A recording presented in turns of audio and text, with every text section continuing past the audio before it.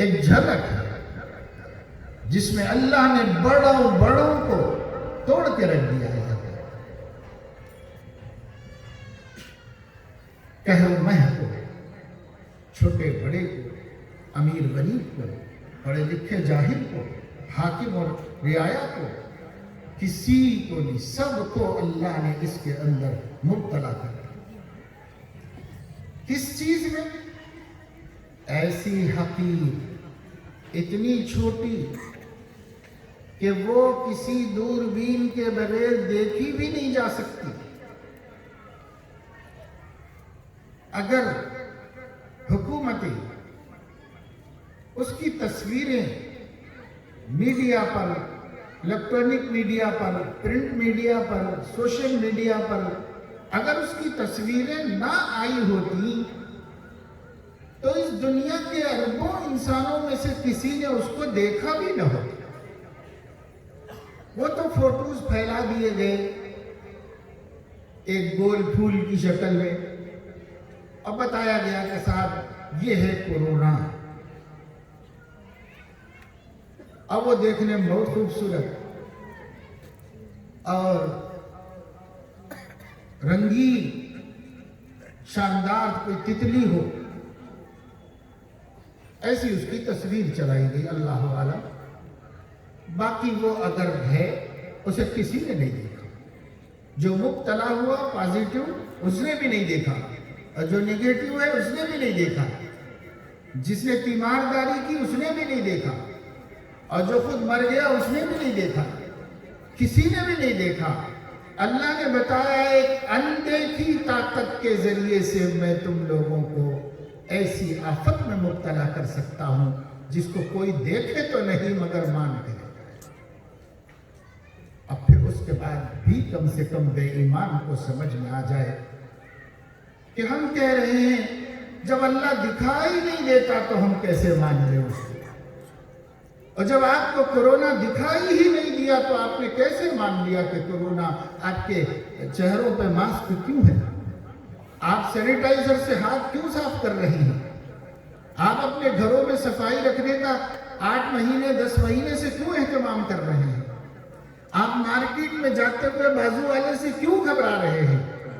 بے ایمان بھی گھبرا رہا ہے، دہریہ بھی گھبرا رہا ہے، خدا کو نہیں ماننے والا سب سے زیادہ ڈر رہا ہے، اور اتنا ڈرنے کے باوجود نہیں مان رہا. کیا ہو؟ کس چیز سے ڈر رہے ہو بھائی؟ کورونا سے. کورونا کہاں ہے؟ آپ نے دیکھا ہے؟ کسی نے نہیں دیکھا، لیکن ہے، ماننا پڑتا ہے کہ ہے. اگر WHO کی وجہ سے آپ مانتے ہیں، اس کی خبر کی وجہ سے اندیکھی حقیقت کو مانتے ہیں، تو قرآن کریم کی خبر دینے کی وجہ سے اور نبی کریم صلی اللہ علیہ وسلم کی خبر دینے کی وجہ سے اللہ کے ہونے کی حقیقت کو کیوں نہیں مانتے؟ کورونا سے ڈرتے ہیں، خدا سے نہیں ڈرتے. اور ہیلتھ ڈپارٹمنٹ کہتا ہے منہ ناک ڈھک کے رکھو. 100% لوگ ڈھک کے رکھنے کے لیے تیار ہیں. اب تو آہستہ آہستہ چھوڑ رہی، لیکن پہلے آپ دیکھ چکے 100% لوگ ڈھکے ہوئے ہیں. کیوں؟ اس لیے کہ ہیلتھ ڈپارٹمنٹ نے کہا ہے کہ یہ لگا لو، ورنہ وہ اندیکھی طاقت تمہیں قبر میں لے جا کے ڈال دے گی، بلکہ تمہیں قبر میں ڈالنے کے لیے بھی کوئی تیار نہیں ہے. تو سب نے مانا، لیکن نبی نے کہا نہیں مانو گے تو اللہ تمہیں اپنے عذاب میں مبتلا کرے گا. تو سمجھ میں نہیں آئی بات.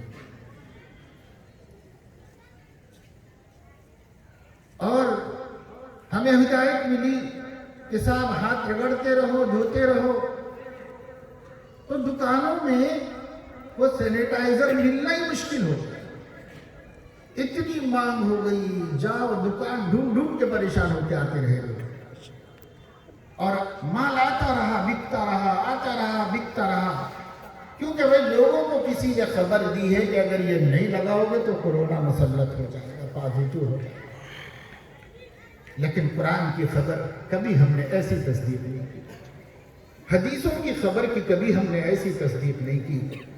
خدا نے ان خبروں کی تصدیق کرا کے ہم سے سوال کیا ہے کہ تم ان باتوں کو مان سکتے ہو اور ان ہدایتوں پر عمل کر سکتے ہو، تو پھر میرے حبیب کی بات کیوں نہیں مان سکتے ہو اور ان کی ہدایتوں پر کیوں نہیں عمل کر سکتے؟ آج ہماری کوئی بہن پردہ کرنے کو تیار نہیں.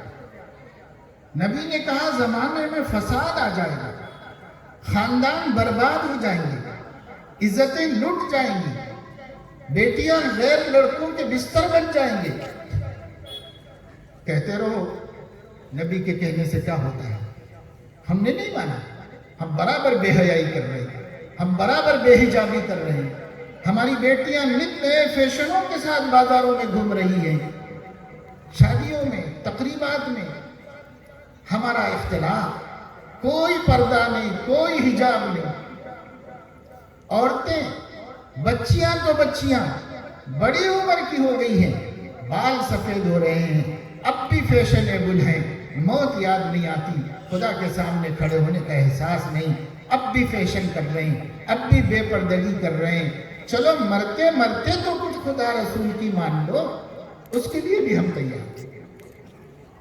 اللہ دیکھ رہا ہے نا سب، اللہ دیکھ رہا ہے. میرا عقیدہ ہے، آپ کا عقیدہ ہے، میری بہنوں کا عقیدہ ہے، میری بیٹیوں کا عقیدہ ہے، سب کا یہی عقیدہ ہے. سب کہہ رہے ہیں اللہ دیکھ رہا ہے، اللہ دیکھ رہا ہے. اور اللہ کے ہونے کا یقین، اللہ کے دیکھنے کا یقین، مگر اپنے حالات کو بدلنے کے لیے ہم تیار ہیں. اللہ خوش ہو جائے. لوگ خاص طور سے عرب کنٹریز میں اور یہاں وہاں جگہ جگہ کہہ رہے ہیں کہ صاحب پولیس نظر رکھی ہوئی ہے، کیمرہ لی ہوئی ہے. اگر یہ ناک پہ جو چڑھا ہوا ہے ماسک، بے چین ہو کر کے ذرا سا نیچے اتار دیا اور بجائے ناک کے اوپر رکھنے کے ناک کے نیچے کر لیا، اس نے فوٹو بھی لے لی اور 1000 ریال کا چالان، 20,000 روپے چلے گئے اسے، اس لیے کہ اس نے ماسک ناک کے اوپر رکھنے کے بجائے ذرا نیچے ہٹا دیا. شکر ادا کرو کہ خدا ہماری ایسی پکڑ نہیں کرنا جو ان سے زیادہ قدرت والا ہے، حکومت سے زیادہ حکومت رکھنے والا ہے، پولیس سے زیادہ طاقت رکھنے والا ہے. انہوں نے صرف ایک ذرا سی اپنے حکم کی خلاف ورزی پر 20,000 روپے کا چالان کر دیا اور نہیں دینا پڑا. اگر خدا تعالی ہماری بغاوتوں پر، ہماری نافرمانیوں پر، ہمارے گناہوں پر چالانات لگانا شروع کر دے، ایک دن اس دنیا میں زندہ نہیں رہ سکتے ہم. صبح سے لے کے رات تک اور رات سے لے کے صبح تک خدا تعالیٰ کی نافرمانی، حکم عدولی کے علاوہ ہم کر کیا رہے ہیں؟ اذانیں ہو رہی ہیں، کتنے لوگ حکم مان رہے ہیں؟ اذان کیا ہے؟ احکم الحاکمین کا اعلان ہے، اس کا بلاوا ہے. کتنے لوگ اس کے بلاوے پر مسجد آ رہے ہیں، اور کتنی بہنیں اذان سنتے ہی وضو بنا کر مصلی کی طرف جا رہے ہیں.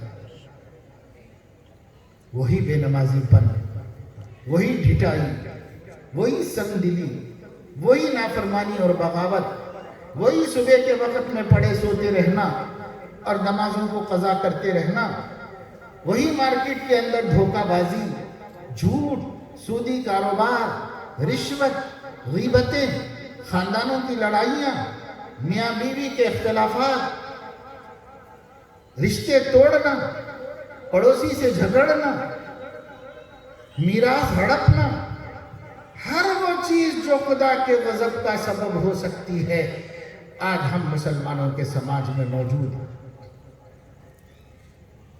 پھر کیسے ہم اللہ کی پکڑ سے بچ سکتے ہیں؟ ہمیں ڈر ہے حکومت پکڑ لے گی، ہمیں ڈر ہے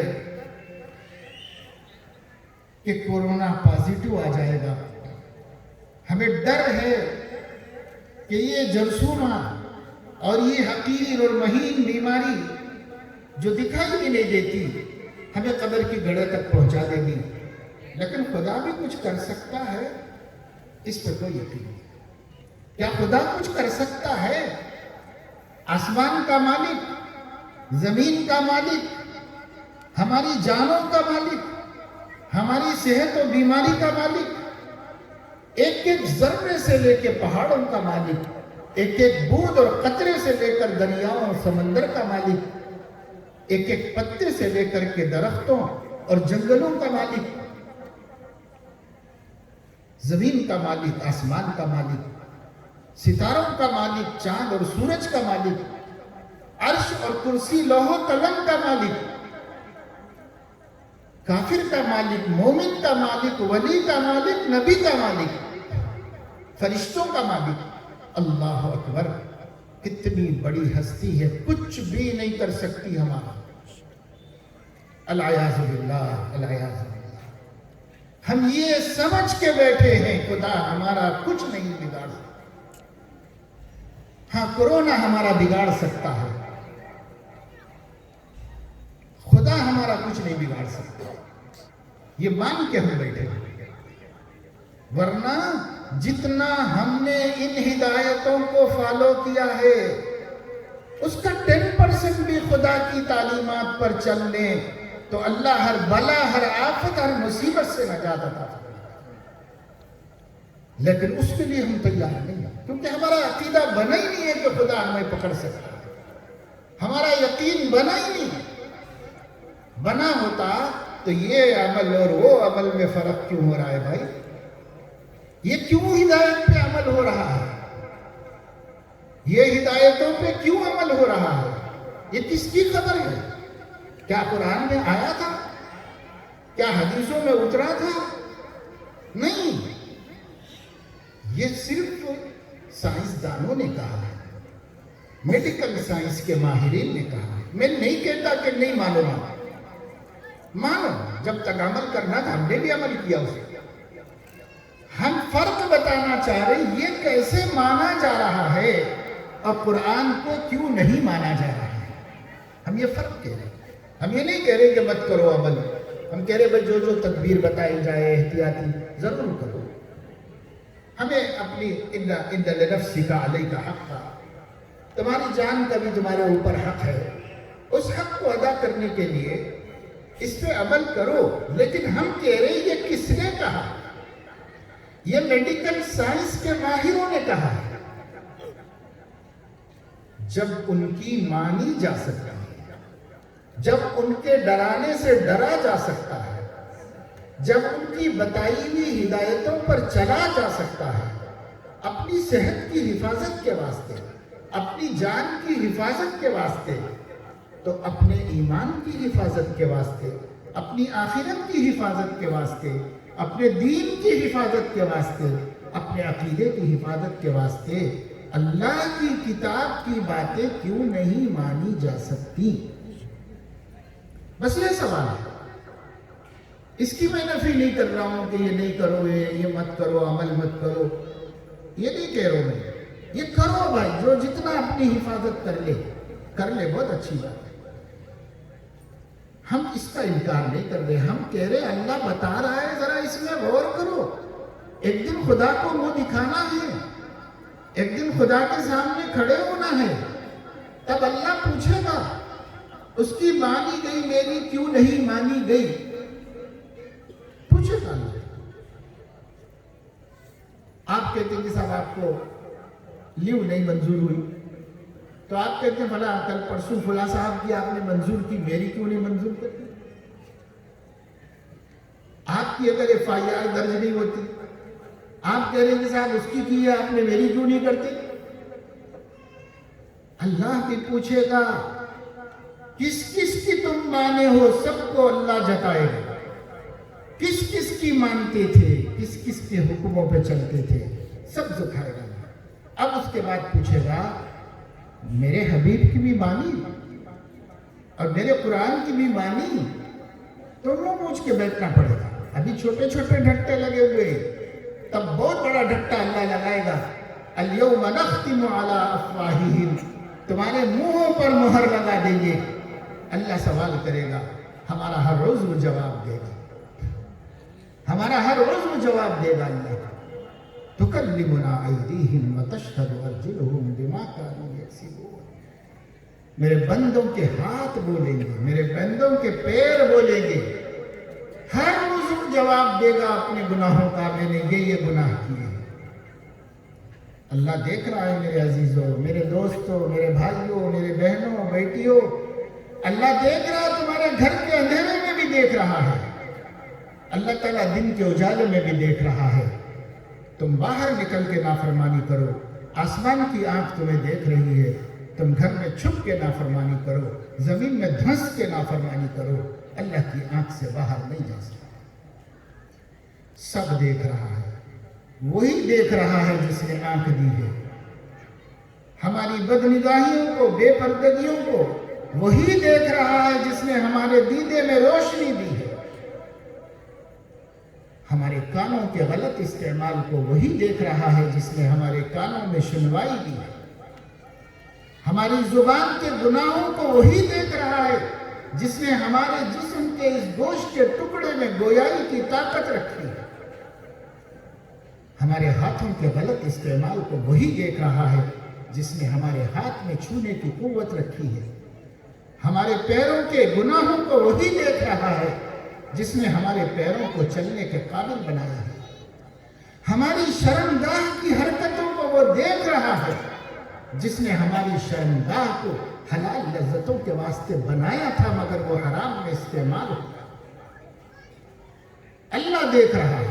یہ مال اللہ کا دیا ہوا ہے, یہ صحت اللہ کی دی ہوئی ہے, یہ جسم میں جوانی اللہ کی دی ہوئی ہے, یہ زندگی اللہ کی دی ہوئی ہے, یہ ٹائم, یہ مہلت اللہ کا دیا ہوا ہے. سب اللہ کا دیا ہوا. دینے والے کے باغی بن کر اس کے دشمنوں کو خوش کرنے کے لیے پوری مشنری یوز کی جاتی ہے. اللہ کی پوری مشنری اللہ کے دشمنوں کو خوش کرنے کے لیے استعمال ہو. میرے عزیزوں, میرے دوستوں, قرآن کے قریب آ جاؤ. اللہ نے ایک چھوٹی سی جھلک اپنے غضب کی دکھائی.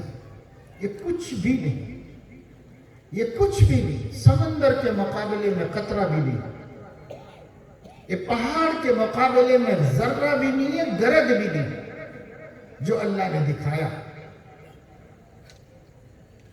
پکڑ کرنے پر آ جائے, ہم اس کا مقابلہ نہیں کر سکتے. حامیم تنزیل الکتاب من اللہ العزیز الحکیم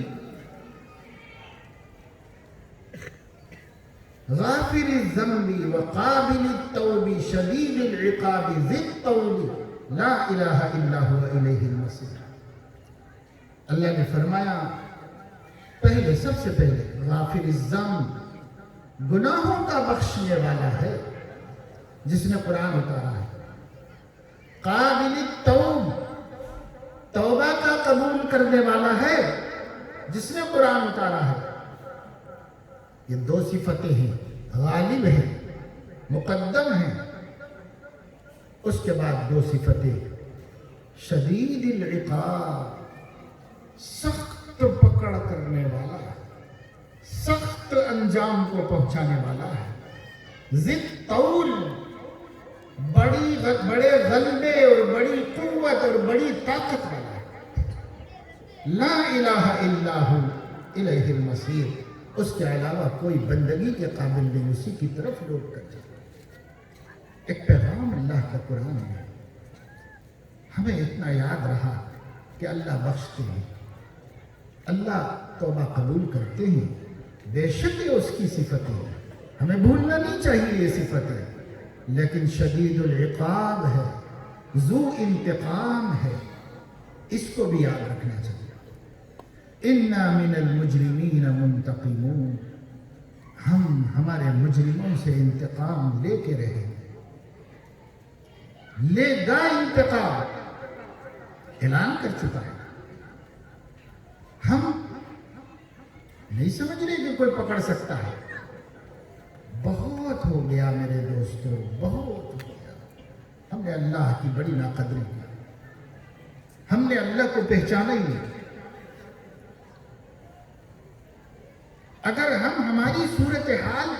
نظر ڈالیں یا میں اللہ تعالیٰ کے ساتھ اپنے معاملے کو اور اپنے ساتھیوں اور زمانے میں جو کچھ نظر آ رہا ہے ان معاملات کو بیان کروں تو بیان کرنا بھی ڈھونڈ بننا اس سے بہتر ہے۔ کیا سمجھا ہم نے خدا کو؟ دوست کی ویلیو، بیوی کی ویلیو، اولاد کی ویلیو، ماں باپ کی ویلیو، آفیسر کی ویلیو، پولیس والے کی ویلیو، قانون کی ویلیو، جج کی ویلیو، حکمراں کی ویلیو، ارے دنیا کی ہر مخلوق کی اہمیت دل میں ہے۔ اگر نہیں ہے تو ان سب کے خالق اور مالک کی اہمیت ہے۔ اللہ کون ہے؟ میرے بچوں کو نہیں معلوم ہے کہ اللہ کون ہے، اب میری بیٹیوں کو نہیں معلوم ہے کہ اللہ کون ہے۔ ہمیں یہ معلوم ہے کہ کلکٹر کون ہے، ہمیں یہ معلوم ہے کہ منسٹر کون ہے، ہمیں یہ معلوم ہے کہ چیف منسٹر کتنی بڑی طاقت کا مالک ہے، ہمیں یہ معلوم ہے کہ کمشنر کے ہاتھ میں پورا ضلع ہے، ہمیں یہ معلوم ہے کہ ایم ایل اے کیا کیا کر سکتا ہے، ایم پی کیا کیا کر سکتا ہے، معمولی کونسلر کیا کیا کر سکتا ہے، ہمارا بھلا کتنا کر سکتا ہے، برا کتنا کر سکتا ہے، محلے کا دادا ہمیں کتنا نقصان پہنچا سکتا ہے اور کتنا نفع۔ لیکن ہمیں یہ نہیں معلوم ارض سما کا مالک ہم کو کیا دے سکتا ہے اور کیا نہیں دے سکتا۔ ہمیں اس کے بارے میں کچھ نہیں معلوم، ہم نہیں جانتے ہمارا رب کون ہے۔ وہ تو کرم ہے کہ ہم مانتے تو ہیں کہ کوئی ہمارا رب ہے، لیکن وہ کون ہے ہم کچھ نہیں جانتے۔ ہمیں اپنے حالات بدلنے پڑیں گے اور اپنے گھروں کا ماحول بدلنا پڑے گا۔ اللہ کو لاؤ اپنے بیچ میں، اللہ کے ذکر کو لاؤ، نبی کے ذکر کو لاؤ، قرآن کی باتوں کو لاؤ، صحابہ اور اولیاء کے حالات زندگی کو اپنے بیچ میں لاؤ، وہ بھی ہماری زندگی میں شامل ہو، ان کی زندگیاں ہماری زندگیوں میں بولی جائیں، کہی جائیں، سنی جائیں، پرچار کی جائیں، پھیلائی جائیں۔ اگر یہ نہیں ہوگا تو آنے والا دور ہمارے لیے سنگین ہوگا، خطرناک۔ ابھی سے تیاری نہیں کی تو مقابلہ نہیں کر سکتے، اور تیاری کرنے کے لیے ہمارے پاس کوئی حکومت نہیں، ہمارے پاس کوئی طاقت نہیں۔ ملک کے ان حالات میں ہماری کوئی ایسی یکجہتی بھی نہیں ہے، ایسی جمعیت بھی نہیں ہے، ایسا اتحاد بھی نہیں ہے ہمارا کہ ہم کوئی سیاسی طاقت بن کے ابھر سکتے ہیں، پر ہم جس طرح بکھرے ہوئے ہیں اور جس طرح بکھرے ہوئے ہیں اس کے ساتھ ہم کچھ بھی کر کے بتا نہیں سکیں گے۔ مستقبل قریب میں ایک طاقت ہمارے پاس ہے، وہ ابھی ہمارے ہاتھ میں ہے اور ہمارے قابو میں ہے، اور اس کو ہم استعمال کر سکتے ہیں، اور اس کے استعمال سے کوئی ہمیں روک بھی نہیں سکتا۔ وہ ہے ہمارے عقیدے کی طاقت، ہمارے ایمان کی طاقت، ہمارے یقین کی طاقت، ہمارے رب کے ساتھ وفاداری اور اس کی طرف پلٹنے کی طاقت۔ یہ ہمارے ہاتھ میں ہے، اس کو کسی نے نہیں چھینا، اس کو کسی نے نہیں چھینا ہے ہمارے ہاتھ سے، یہ ہمارے ہاتھ میں ہے۔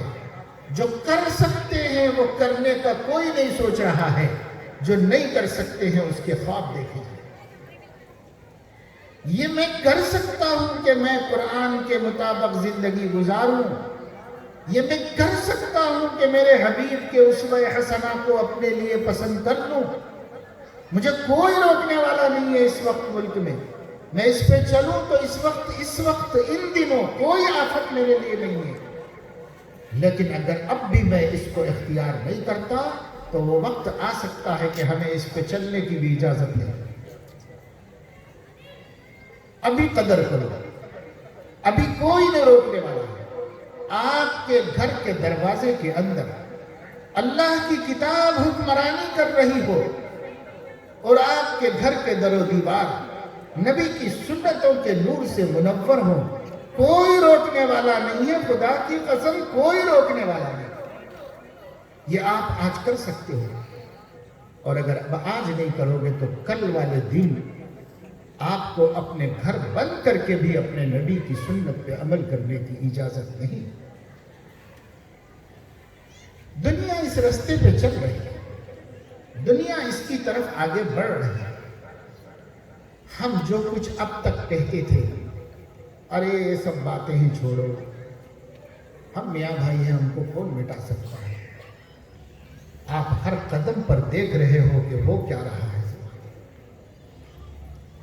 آپ کو ہتھیار ڈالنا پڑ رہا ہے، آپ کو ہر بات قبول کرنا پڑ رہا ہے، تو آخر اس کے بعد بھی کیا ہم اپنا سب سے بڑا اسلحہ نہیں اٹھائیں گے؟ وہ ہمارا اسلحہ کیا ہے؟ اس کو کوئی آنکھ دیکھ نہیں سکتی، کوئی آنکھ دیکھ نہیں سکتی، لیکن وہ ہے طاقت، اتنی بڑی طاقت کہ بم، ایٹم بم اس کے سامنے فیل ہو گئے۔ وہ طاقت ہے اپنے رب کے وجود کا یقین اور اس کی ذات عالی پر اعتماد اور اس کی قدرتوں اور قوتوں پر توکل اور اس کا 100% یقین، ایک طاقت ہے۔ ایک بزرگ گزرے ہیں حضرت ملا جیون رحمت اللہ علیہ۔ پہلے زمانے میں ہندوستان ہی کے ماحول میں بڑے عالم کو ملا کہتے تھے، جیسے آج کل کہتے ہیں نا علامہ، مولانا، ایسے پہلے ملا کہتے تھے۔ ملا اب آج کے زمانے میں ایک حقیر لفظ ہو گیا، لیکن آج سے 100 سال پہلے اسی ہندوستان میں بڑے بڑے علماء کو ملا کہا تھا۔ ملا جیون رحمت اللہ علیہ بہت بڑے اللہ والے تھے، عالم دین تھے۔ ہندوستان کے بادشاہ شاہ جہاں کی طرف سے دلی کی جامع مسجد کے خطیب تھے، وہی جمعہ پڑھاتے تھے دلی کی جامع مسجد میں۔ بادشاہ نے بنائی تھی مسجد کو، اور بادشاہی نے ملا جیون کو اس کا خطیب مقرر کیا۔ وہی ایک حجرے میں رہتے تھے، قرآن حدیث کی خدمت کرتے رہتے تھے، جمعہ پڑھاتے تھے۔ ایک مسئلہ تھا شریعت کے خلاف تھا، بادشاہ وہ کام کرنا چاہتا تھا۔ درباری مولویوں نے، جھوٹے ملاؤں نے فتویٰ دے دیا کہ یہ کام کر سکتے ہیں، لیکن بادشاہ نے کہا، شاہ جہاں نے، جب تک ملا جیون اس پر دستخط نہیں کریں گے میں نہیں مانوں گا، کیونکہ اس کو اعتماد تھا ان کی ذات پر کہ وہ میرے سے ڈریں گے نہیں، دبیں گے نہیں، حق ہی بولیں گے۔ اور یہ لوگوں سے اس کو پتا تھا کہ اپنے درباری لوگ ہیں، موقع کے حساب سے بات بنا دیتے ہیں۔ یہ مولویوں سے اس کو خطرہ تھا، اور اس مولوی کا ڈر تھا، وہ کسی سے نہیں ڈرنے والا ہے، وہ اللہ سے ڈرنے والا ہے۔ اس لیے اس نے کہا کہ جب تک ملا جیون دستخط نہیں کریں گے میں یہ فتویٰ نہیں مانوں گا۔ ملا جیون کی خدمت میں پیش کیا گیا۔ ملا جی نے فرمایا، آج کیا دن ہے؟ جمعرات ہے، کل جمعہ ہے نا، میں جمعے میں جواب دے دوں گا اس کا۔ اور جمعے میں شاہ جہاں خود نماز پڑھنے کے لیے جامع مسجد میں آتا تھا، پہلی صف میں ممبر کے سامنے بیٹھا ہوا ہوتا تھا۔ ملا جیون آئے اور انہوں نے خطبہ دیا، اور اس زمانے میں فارسی چلتی تھی سب، اور اس میں ملا جیون نے نصیحتیں کی اور بہت سی باتیں قوم کو بتائی۔ پوری بھری ہوئی جامع مسجد، بادشاہ بھی موجود، درباری بھی موجود، شہزادے بھی موجود، اور سب کی موجودگی میں فرمایا، بعض لوگ اللہ کے حلال کو حرام کرتے ہیں اور حرام کو حلال کرتے ہیں، یاد رکھو جانتے بوجھتے ایسا سوال کرنا بھی میرے نزدیک جرم ہے، اور میں اس فتوے کے بارے میں یہ کہتا ہوں کہ مفتی و مستفتی ہر دو کافر ہیں۔ جس نے جانتے بوجھتے پوچھا ہے کہ کیا یہ حلال ہو سکتا ہے، وہ پوچھنے والا بھی اور جس نے جواب دیا ہے وہ جواب دینے والا، دونوں کافر۔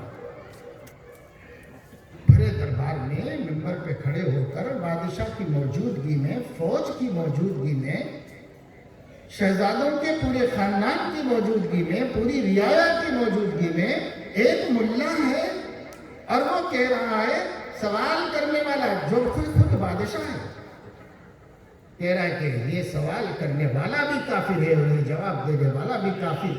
اس واسطے کے بات بالکل واضح ہے، سوال کرنے والے کو بھی پتا ہے، پھر بھی وہ رستہ نکالنا چاہتا. اتنی سخت بات کہہ دی.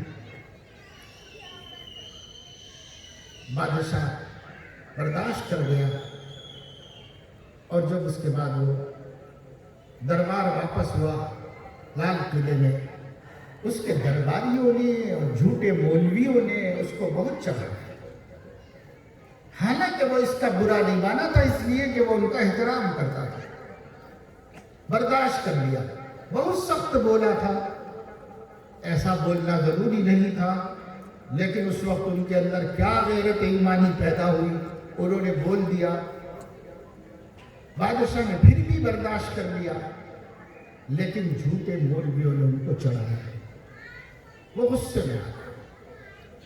اس نے کہا فوج کو تیار رہنے کا حکم، اریسٹ کرنا ہے، گرفتار کرنا ہے ملا. بادشاہ نے کہا کہ فوج کے ذمہ دار سے کہو کہ فوج کو تیار رکھی. اورنگزیب رحمۃ اللہ علیہ اسی گھر میں پرورش پا رہے ہیں. اورنگزیب ملا جیون کے شاگرد تھے.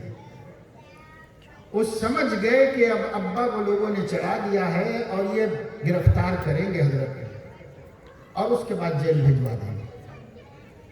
یا تو کوئی سخت سزا دی جائے گی یا کم از کم جیل تو روانہ کر دیے جائیں گے. وہ جلدی سے جامع مسجد پہنچے، ملا کے حجرے میں گئے اور ان سے کہا کہ حضرت ہمارے ابا نے فوج کو تیار رہنے کا حکم دے دیا ہے، آپ بھی کہیں روپوش ہو جائیے اور آپ بھی کہیں چھپ جائیے. یہ گھر کی بات ہے، اندر کی بات میں خود آ کر آپ کو بتا دے رہا ہوں تاکہ آپ کے ساتھ کوئی بے عزتی نہ ہو، کوئی نامناسب واقعہ نہ پیش آئے. کہیں چھپ جائیے، روپوش ہو جائیے، کچھ کر لیجئے پہلے ہی سے. ملا جیون نے کہا کیا ہوا؟ کہا وہ جو آپ نے فتویٰ دیا ہے نا تو لوگوں نے ابا کو بہت چڑھا دیا ہے اور ابا اس وقت غصے میں ہے اور انہوں نے کہہ دیا ہے کہ فوج تیار رہے، شاید کسی وقت بھی آپ کو گرفتار کر لیا جائے اور عدالت میں یا دربار میں پیش کر کے آپ کو کوئی سزا دے دی جائے. حضرت نے فرمایا اچھا میرے خلاف لشکر تیار کیا گیا ہے تو بیٹا میرا ذرا اسلحہ اٹھا دینا، میں بھی مسلح ہو جاتا ہوں.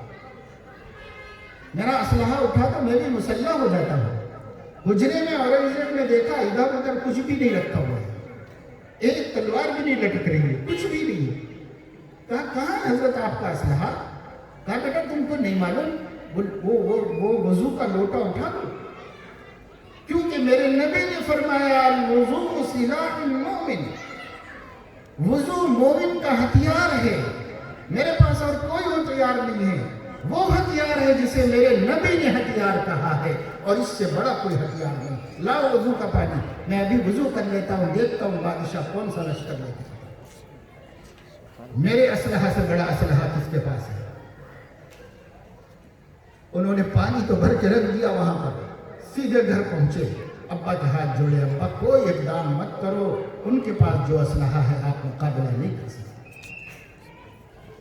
آپ ہار جائیں گے، وہ جیت جائیں گے، کیونکہ وہ نبی کی خبروں پہ یقین رکھے ہوئے ہیں. ان کے پاس اندیکھا اسلحہ ہے، ان کے پاس خدا کی طاقت ہے، ان کے پاس نبی کے خبروں پر یقین ہے. آپ مقابلہ نہیں کر سکتے، پورا ہندوستان لے کر آپ ملا جیون کا مقابلہ نہیں کر سکتے. بادشاہ باز آ گیا اپنے اقدام سے. وہ سمجھدار لوگ تھے، وہ پڑھے لکھے لوگ تھے، وہ حقیقت اسلام کی جاننے والے لوگ تھے. میرے دوستوں، میرے بزرگوں، میری بہنوں، بیٹیوں اور قوم کے بچوں، مسلم بچوں، ہم آپ کو یہ بتانا چاہ رہے ہیں جو ہم سے ہو نہیں پا رہا ہے اس کے بیٹھ کے ڈینے مار رہے ہیں اور خواب دیکھ رہے ہیں. جو ہم سے ہو سکتا ہے ہمارے ہاتھ میں ہے، اس سے کوئی دلچسپی ہم کو نہیں. باوضو رہنے کا اہتمام کرنا، کم سے کم 5 وقت کی نماز کے لیے 5 وقت وضو بنانا، نماز پڑھنا، قرآن کی تلاوت کرنا، اللہ کا ذکر کرنا، اللہ کے وعدوں پر یقین رکھنا، توحید مکمل کرنا، رسالت کی حقیقت کو سمجھنا، آخرت کی حقیقت کو سمجھنا اور اپنے بچوں کو سمجھانا اور اپنے گھر میں اس کا پرچار کرنا، اتنا کرنا، اتنا کرنا، اتنا کرنا کہ میرا بچہ، میری بچی، ان کی اولاد، چھوٹے چھوٹے کھیلنے والے، شیرخوار اور دودھ پینے والے بھی ان کی رگ و ریشے کے اندر، ان کے خون کے قطروں میں، ان کے گوشت کے نسوں میں اللہ کی معرفت، نبی کی محبت اور قرآن کی عظمت داخل ہو جائے. ان کے کان اور صحابہ کرام اور اولیاء اللہ اعظام کے واقعات سے لبریز. ہم بچے تھے اور جس ماحول میں بڑے ہوئے تھے، خاندان کے ہر گھر میں ان اولیاء کا نام معلوم تھا جن کے صدقے میں آج ہندوستان میں مسلمان 30 کروڑ آباد ہیں. وہ اولیاء جنہوں نے یہاں اس وقت قدم رکھا جب یہ پورا کفر کدا تھا اور یہاں کوئی اللہ کو جاننے والا نہیں تھا، ان کے نام بچے بچے کو معلوم تھے. سلطان نظام الدین اولیاء، خواجہ قطب الدین بختیار کاکی، خواجہ معین الدین اجمیری رحمت اللہ علیہ، بابا فرید الدین گنج شکر رحمہ اللہ، اور مجدد الفسانی رحمت اللہ علیہ، اور اس قسم کے کتنے اولیاء کے نام ہیں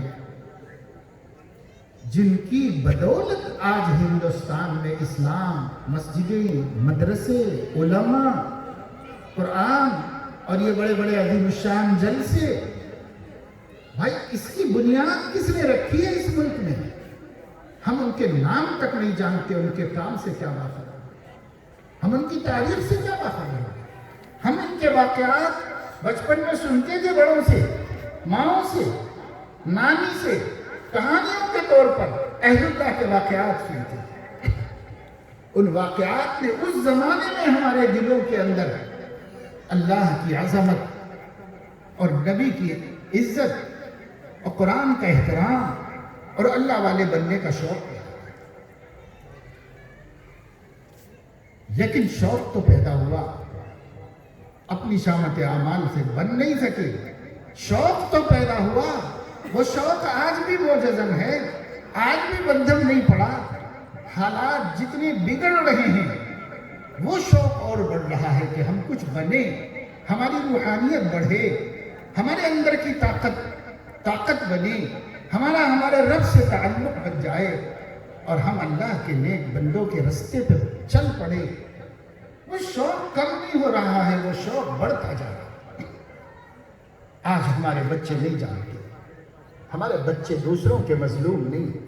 میں بار بار کہتا ہوں، فلاں قوم، فلاں تنظیم، فلاں جماعت، فلاں، ٹھیک ہے وہ کر رہے ہوں گے، ان کو وہی کرنا ہے، وہ وہی کریں گے.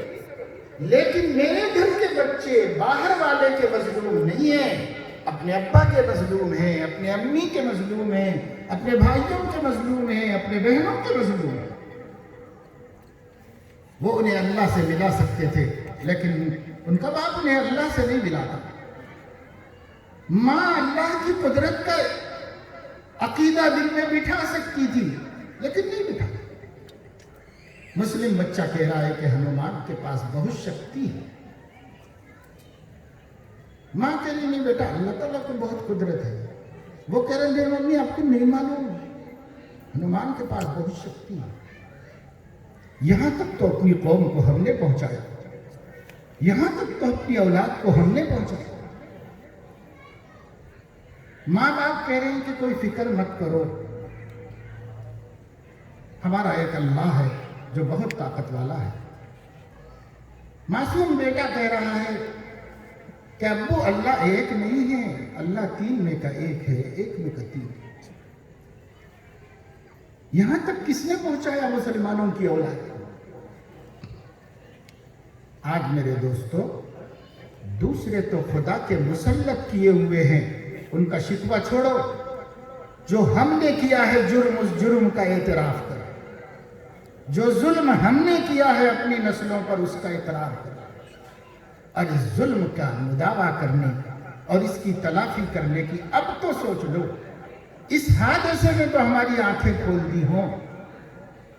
इस 10 महीनों के अरसे में तो हमने कुछ माना हो, कुछ जाना हो, कुछ सबक लिया हो, कुछ इबरत हासिल की हो, कुछ इरादे किए हों।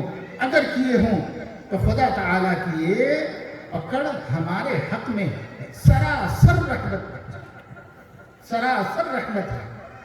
हम संभल गए, अल्लाह संभालना ही चाहता था, हम संभल गए, तो काम बन गया। यहां से बदलना है, यहां से घरों के माहौल को बदलना है, यहां से कुरान की तालीम, कुरान की अजमत, कुरान की फहम पैदा करना है। यहां से 3 चीजों का तस्करा बकसरत करना है। पहले बड़ों को उलमा से समझना है, फिर अपने घरों में उसका चर्चा करना है। अकीदे तौहीद, अकीदे रिसालत और अकीदे आखिरत, 3 अकीदे मजमूई तौर पर। ला इलाहा इल्लल्लाह का क्या मतलब है, इस मतलब को उसकी तफसील से समझिए। कहने के तो हम कह रहे हैं अल्लाह के अलावा कोई इबादत के लायक नहीं, तर्जमा भी याद है, बाद स्कूलों में इंग्लिश में भी ट्रांसलेशन याद करा दिया गया है। लेकिन भाई इसके कुछ तकाजे हैं, उसको थोड़ा उलमा से समझ लेना। तौहीद किसको कहते हैं, कैसे हम मौहिद बंदे बन सकते हैं, कहाँ कहाँ हमको अपने अकीदे को महफूज करना है, कहाँ कहाँ नुकसान से अपने को बचाना है, इसकी जानिब हमें तवज्जो दिलाना, सीखना है, सिखाना है। अभी हम कह रहे उलमा को मकातिब कायम करो, कौम के बच्चों को सिखाओ, लेकिन याद रखिए उन पे डिपेंड करके हम रहेंगे तो ये काम होने वाला नहीं है। हर बाप अपनी औलाद के लिए, हर घर वाला अपने घर के लिए काम शुरू करे, खुद ही को करना है, खुद सीखना। जाके उलमा की मन्नत करो, खुशामद करो, लेके बैठो मस्जिद में और कहो कि मौलाना साहब मुझे 3 अकीदे अच्छी तरह समझा दीजिए, मुझे अपनी औलाद को समझाना है, मुझे अपने घर में इसका माहौल बनाना है, मुझे खुद इस पे जीना है, इस पे मरना है। बता दीजिए अकीदे तौहीद की हकीकत क्या है, अकीदे रिसालत की हकीकत क्या है, अकीदे आखिरत की हकीकत क्या है। इंशाअल्लाह ये 3 बातें मैं समझ गया और मैंने अपने घर वालों को समझा दिया और मैंने दोनों ने मिलकर, मियाँ बीवी ने बच्चों को समझा दिया। इंशाअल्लाह इस घर पे आंच नहीं आएगी, इस घर को कोई बड़े से बड़ा हासिद, जालिम और बड़े से बड़ा दुश्मन दीन से नहीं फेर सकेगा। दुनिया लुट जाए, छीन जाए, मगर हम दीन से फिरेंगे नहीं इंशाअल्लाह। अगर अकीदा बन जाए, इस पे मेहनत हो जाए, कुछ दिन मेहनत करे, बहुत जल्दी एक ऐसा निज़ाम इस मुल्क में आने जा रहा है जिसकी तैयारियां हो गई और हो रही हैं। टारगेट बनाया गया है 2023 से काम शुरू किया जाएगा और 2030 पे ख़त्म कर दिया जाएगा। खुली बात है, कोई छुपी हुई बात नहीं। हुकूमत इसके लिए मुस्तैद है, ऐलान कर चुकी है, पॉलिसी मंजूर कर चुकी है और हुकूमत ने इसका मंसूबा बना लिया है।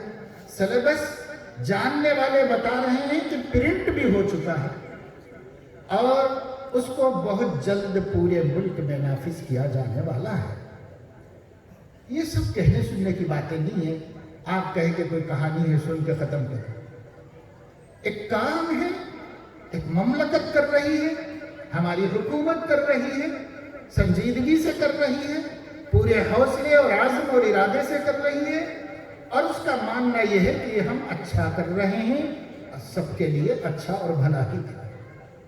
इसलिए जिसको वो भला समझते हैं उससे वो कदम पीछे हटाने वाले नहीं है।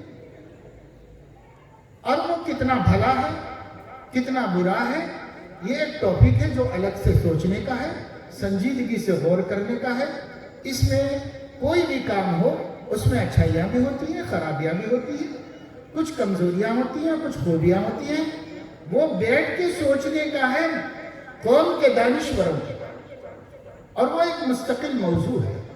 لیکن میں آپ کو، عوام کو، پبلک کو صرف ایک بات بتانا چاہ رہا ہوں اس کے حوالے سے، وہ یہ ہے کہ یہ ہو جائے گا کام، اور بہت جلد ہو جائے گا۔ جس چیز کو ہم یہ سمجھ رہے ہیں ابھی دیکھا جائے گا، وہ ایسا نہیں ہے۔ ایسی غفلت میں ہم کو نہیں رہنا چاہیے، یہ ہوگا۔ اسے جب ہماری حکومت نے ہمارے قوم کے بچوں کے لیے اچھا سمجھا ہے، تو وہ یہ نیو ایجوکیشن پالیسی لا کر رہے گی، اور وہ اپنی پوری تیاریوں کے ساتھ ریڈی ہے۔ آج ہو سکتا ہے ابھی تو سال ختم ہونے جا رہا ہے، نئے تعلیمی سال میں وہ کیا کریں گے، یا ایک آدھ سال میں کر لیں گے، یا کچھ بھی ہو، اس کو ملک میں نافذ کرنے کا ٹارگٹ 2030 ہے۔ اس وقت تک یہ پورے ہندوستان کا نظام تعلیم ہوگا، ایجوکیشن سسٹم ہوگا، اور یہ پورا نصاب تعلیم ہوگا، یعنی سلیبس ہوگا، پورے ہندوستان کا ہوگا۔ کوئی علاقہ، کوئی ریاست، کوئی ضلع، کوئی قصبہ، ان کا کہنا یہ ہے کہ ہم نے ملک کے 2.5 لاکھ منڈلوں کی ضرورت کے مطابق تیاری کی ہے، اور ہر جگہ وہ اس کو نافذ کریں گے۔ اس کی اچھائیوں سے ہمیں کوئی اختلاف نہیں، کیوں کریں ہم اختلاف؟ لیکن اس سے ہماری قوم کو جو خطرہ ہے، وہ خطرہ یہ ہے کہ اس میں بھارتیہ کلچر کے نام پر جو کلچر دیا گیا ہے، وہ آپ کے عقیدہ توحید کو نقصان پہنچائے گا۔ بچے متاثر ہوں گے، بچوں کے رنگ بدلیں گے، بچوں کی فہم بدلے گی، بچوں کے سوچ بدلیں گے، اور یہ نقصان کسی اور قوم کو تسلیم ہو یا نہ ہو، مسلم قوم کو تو بہرحال مان کے چلنا ہے۔ آپ مجبور ہیں، آپ اپنے بچوں کو جاہل نہیں رکھ سکتے، آپ اپنا اسکول نہیں کھول سکتے۔ اگر آپ اسکول کھولیں گے، اس میں بھی وہی سسٹم چلانا ہوگا اور وہی سلیبس پڑھانا ہوگا، تو پھر اب آپ اپنے بچے کو جاہل بھی نہیں رکھ سکتے۔ آپ کو پڑھانا ہے اور پڑھانا ہی ہے، کوئی راستہ بھی نہیں ہے، تو آپ کو متبادل ڈھونڈنا پڑے گا۔ وہ بھی کرو، پڑھاؤ، لیکن اس کی جو خوبی ہے وہ لے لو، اور اس کی جو خرابی ہے اس سے میرا بچہ کیسے بچ جائے، میری بچی کیسے بچ جائے۔ اس کے لیے ایمان اور یقین کی طاقت کا گھروں میں ہونا ضروری ہے، گھروں میں اسلام کا ماحول ہونا ضروری ہے، گھروں کے اندر رسول کا تذکرہ ہونا ضروری ہے، گھروں میں قرآن کریم کا پڑھنا پڑھانا ضروری ہے، قرآن میں توحید کے عقیدے، گھروں میں اس کا تذکرہ ہونا ضروری ہے، رسالت کے عقیدے کا تذکرہ، اور محمد عربی صلی اللہ علیہ وسلم کا تعارف اتنا ہو جانا کہ بچہ اس کے برخلاف کوئی بات کو اس کا ضمیر قبول نہ کر سکے، اتنا ان کے دلوں میں بٹھا دینا۔ اس کے لیے 1 دن 2 دن 5 دن ہفتہ 10 دن وہ مسئلہ حل ہونے والا نہیں، مہینوں برسوں کرنے کے بعد یہ صورتحال حاصل ہو سکتی ہے۔ جب یہ شکتی ہمیں حاصل ہوگی، ہر شکتی کا ہم مقابلہ کر سکیں گے۔ یہ ہمارا حق ہے، اس ملک کا آئین ہمیں یہ حق دیتا ہے۔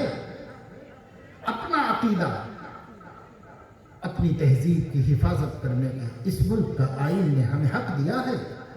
اب تک ہم اس حق کے ساتھ حقدار ہیں، اس لیے اس کو بولنے سے گھبرائیے مت، اس کو سننے سے ڈریے مت۔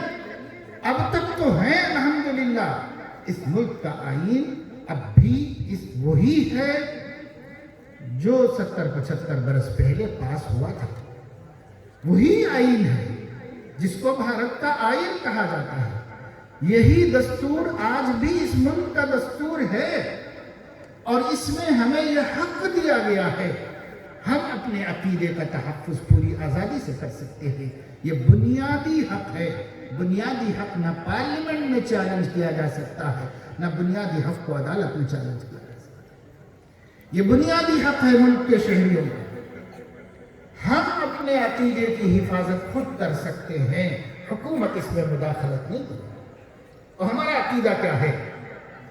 جو سب سے پہلا پتھر ہے بنیاد کا وہ توحید کا عقیدہ، پھر رسالت، پھر آخرت. یہ 3 عقیدوں سے ہمارا دین بنا ہے. چھوٹی چھوٹی بہت باتیں ہوتی ہیں لیکن میں بنیادی 3 باتیں بتا رہا ہوں. اس کو سمجھنا، اس کو سمجھانا، اس پہ جینا، اس پر اپنے بچوں کی تربیت کرنا، اس کا اپنے گھروں کا ماحول بنا لینا. جہاں اپنی چلتی ہے وہاں تک کرنا. میری ذات پہ میری چلتی ہے، میرے گھر میں میری چلتی ہے، یہاں تک تو اللہ کے دین کو نافذ کرنا. آگے اللہ مالک ہے، جو ہوگا دیکھا جائے گا. اللہ نے ہمیں ہماری طاقت سے زیادہ کا مکلف نہیں بنایا.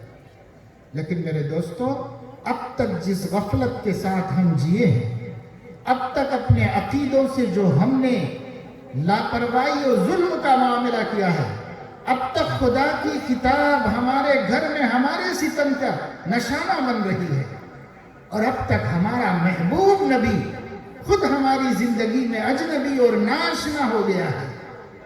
اگر اس طریقے کا یہی حال رہے گا، خدا کو کوئی پرواہ نہیں. قرآن میں بار بار کہا، میں کسی وادی میں ہلاک کر دوں گا اور مجھے ڈر نہیں ہے کہ کیا نقصان ہوا ہے. مجھے کوئی ڈر نہیں ہے، مجھے کوئی پرواہ نہیں. ایسے بڑے خدا کو کیا پرواہ ہے؟ لیکن وہ کریم ہے، رحیم ہے، مہربان ہے، مہلت دے رہا ہے. وہ یہ فرما رہا ہے، لوگ بعض اتنے سنگ دل ہو گئے ہیں کہ وہ اپنی زبانوں سے بھی میرا عذاب مانگ رہے ہیں. عمل سے تو کر ہی رہے ہیں، زبان سے بھی مانگ رہے ہیں. لیکن میں جلدی کروں تو وہ کہیں کے نہیں رہیں گے، اس لیے میں جلدی نہیں کر رہا ہوں.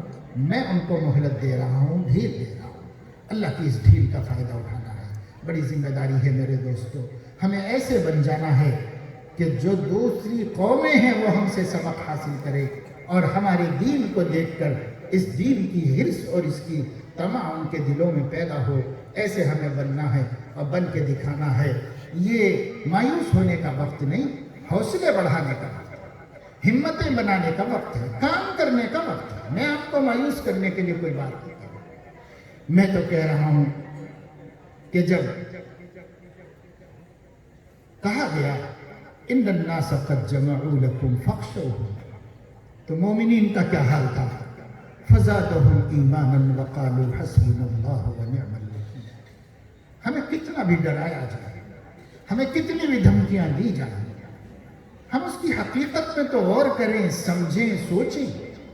لیکن میرے دوستو، ڈریں نہیں، پست ہمت نہ ہو، حوصلے چھوٹے نہ کریں، مایوسیوں کو قریب آنے نہ دیں.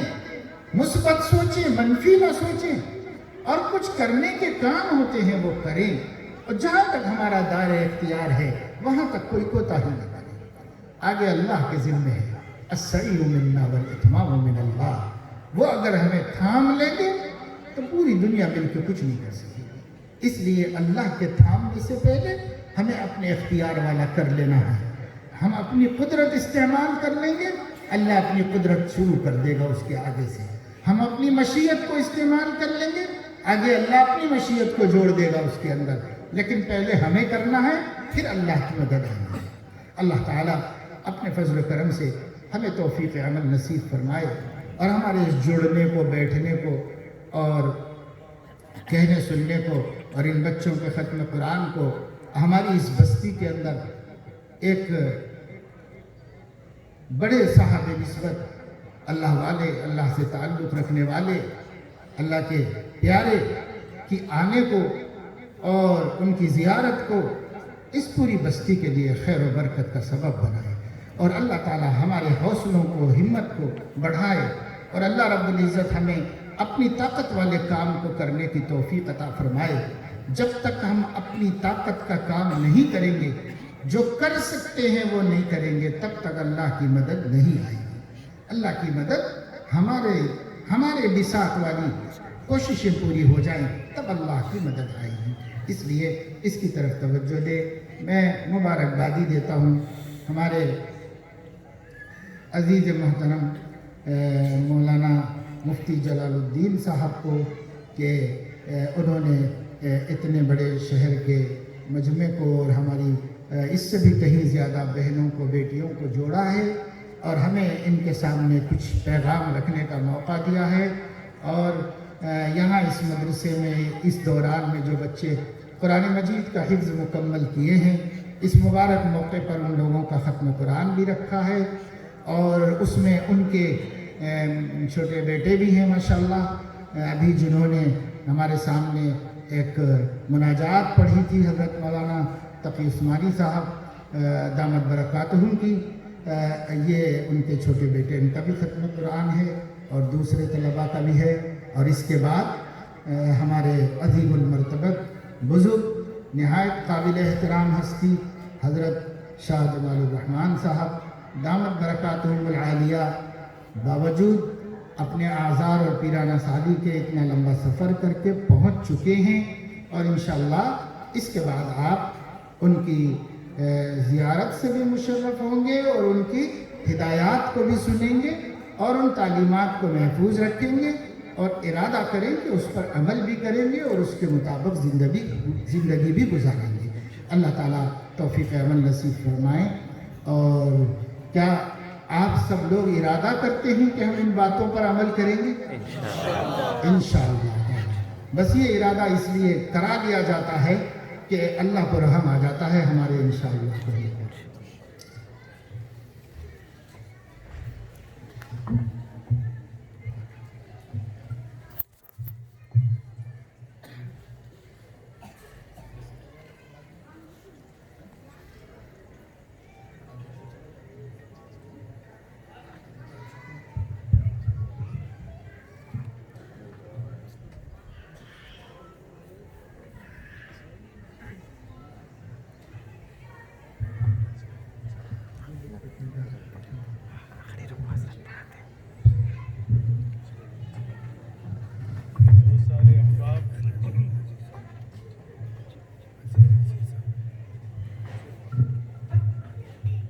بہت سارے احباب کے بارے میں معلوم ہوا کہ راستے کے اندر ٹھہرے ہوئے ہیں. ان سے گزارش ہے کہ اندر آ جائیے. سامنے یہاں یہ بچھے ہوئے ہیں, اس پر بھی آپ بیٹھ سکتے ہیں. دیکھیے حضرت والا تشریف لا چکے ہیں اور حضرت کی اتنی قیمتی بات ہمارے درمیان ہوئی ہے. جلسہ اختتام پر جا رہا ہے. حضرت کی اہم اور خصوصی ہدایات ہمارے سامنے آئے. اس سے پہلے ختم قرآن بھی ہوگا. آپ حضرات سے گزارش ہے کہ جگہ بنا لیجیے, راستے میں مت ٹھہریے. یہ کوئی سیاسی جلسہ نہیں. میرے دوستوں اور بزرگوں, میں نے آپ کو پہلے بھی بتلایا, جو حضرات راستے میں ہیں وہ راستے میں نہ ٹھہرے, اندر آ جائیں. ہمارے یہاں مدارس میں یہ طریقہ ہے کہ طالب علم قرآن مجید اسباق ایک ایک کر کے استاد سے مکمل کرتے ہیں. ایک سبق روک کے رکھا جاتا ہے, وہ آخر میں پڑھا کر اس کے بعد دعا کر لی جاتی ہے. اس لیے ان لوگوں کا ایک آخری سبق کی جو چند آیات ہیں وہ پڑھا دی جا رہی ہیں. اس کے بعد حضرت والا دعا فرمائیں گے, پھر ان کا خطاب ہوگا. آپ حضرات کو ان سے خصوصی استفادہ کرنا ہے. اعوذ باللہ من الشیطان الرجیم. بسم اللہ الرحمن الرحیم. ان المتقین فی ظلال وعیون. ان المتقین فی ظلال وعیون. وفواکہ مما یشتہون. وفواکہ مما یشتہون. کلوا واشربوا ہنیئا بما کنتم تعملون.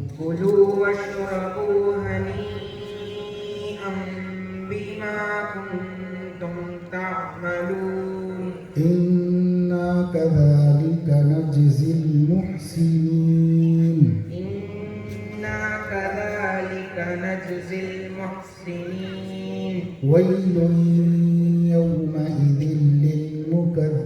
للمكذبين ويل يومئذ للمكذبين كلوا وتمتعوا قليلا إنكم مجرمون كلوا وتمتعوا قليلا إنكم مجرمون ويل يومئذ للمكذبين ويل يومئذ للمكذبين وإذا قيل لهم اركعوا لا يركعون فإذا قيل لهم اركعوا لا يركعون ويل يومئذ للمكذبين ويل يومئذ للمكذبين فبأي